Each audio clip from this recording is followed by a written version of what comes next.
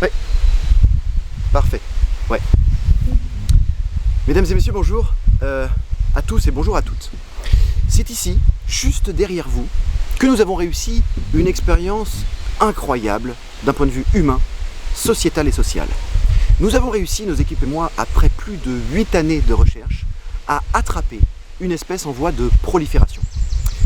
Cette espèce, c'est le hater. Le hater, ou autrement appelé le rageux, est une personne qui ne supporte pas que des œuvres soient créées.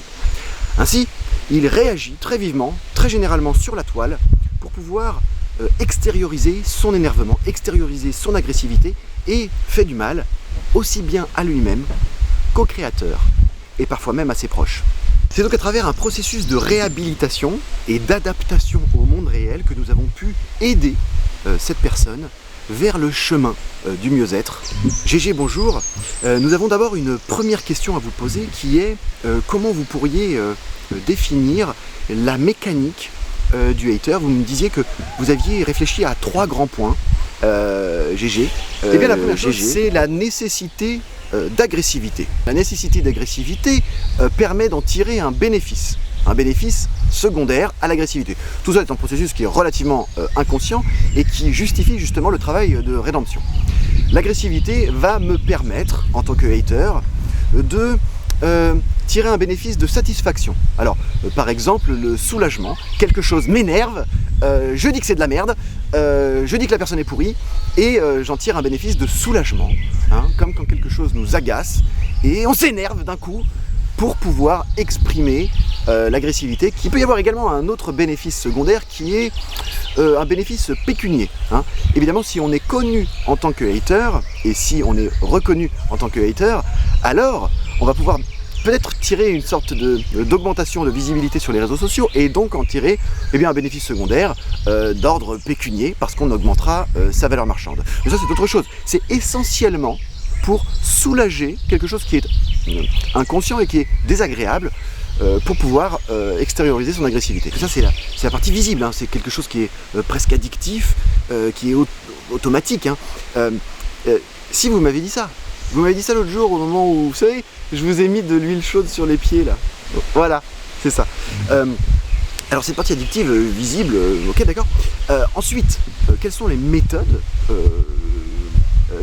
finalement, au fond, quelles sont les vraies raisons, hein, parce que c'est quand même ça qu'on se demande. Mais c'est vrai que c'est une bonne transition pour mon point numéro 2 qui est le hater que j'étais. Maintenant, je peux me permettre, parce que je suis sur le chemin de la libération, le hater n'est parfaitement pas capable de produire le même contenu que la personne qu'il va critiquer. Je m'octroie une légitimité et mon incapacité à créer une œuvre va donc me créer une agressivité. On revient au point numéro 1. Soit je suis parfaitement incapable, soit j'ai essayé et je n'ai pas réussi.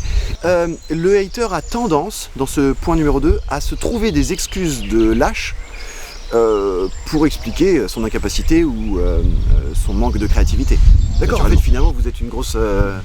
Voilà, oui. Bah, ça, c'est pas vous qui le disiez l'autre fois, c'était moi. Alors, qu'est-ce qui fait, selon vous, que il n'y ait pas de réponse, que ça fasse vraiment, que ça embête vraiment les gens et que ça n'apporte pas grand-chose, finalement? C'est donc mon 3e point de travail sur le chemin de la libération. Eh bien, c'est que le hater, par principe, ne propose pas d'arguments, ne propose pas d'aide, ne propose rien d'autre que de l'agressivité.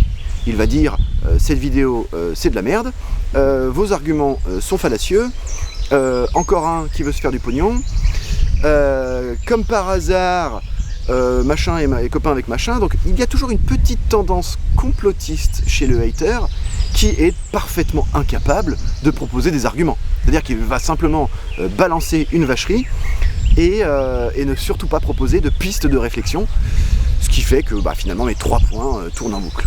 Si on pouvait donner un conseil, eh bien je dirais que faire une vraie phrase, hein, qu'on apprend en CE1 généralement,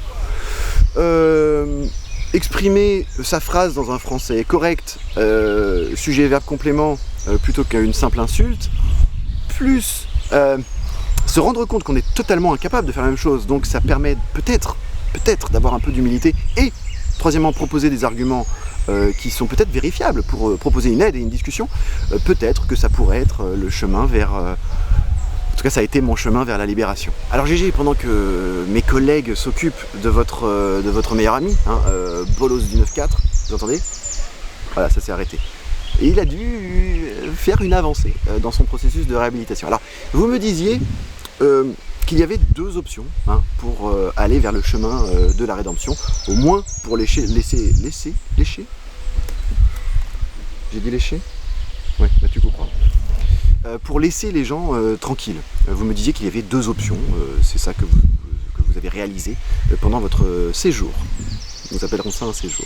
Alors vous savez, la communauté scientifique dont vous faites partie et le travail exemplaire que vous proposez avec vos séquestrations montre que le chemin de la rédemption est très compliqué. Hein. Je ne suis pas sûr qu'on puisse être si optimiste quant à l'équilibre psychique des haters. Mais il y a deux méthodes principales qui sont la première, que je trouve la plus efficace, hein, la séquestration, c'est ce que vous avez fait dans ma petite yourte.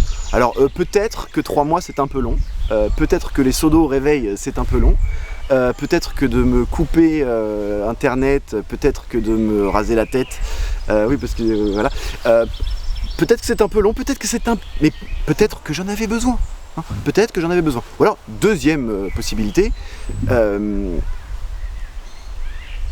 oui bonjour, oui, j'adore ce que vous faites, voilà, j'adore ce que vous faites.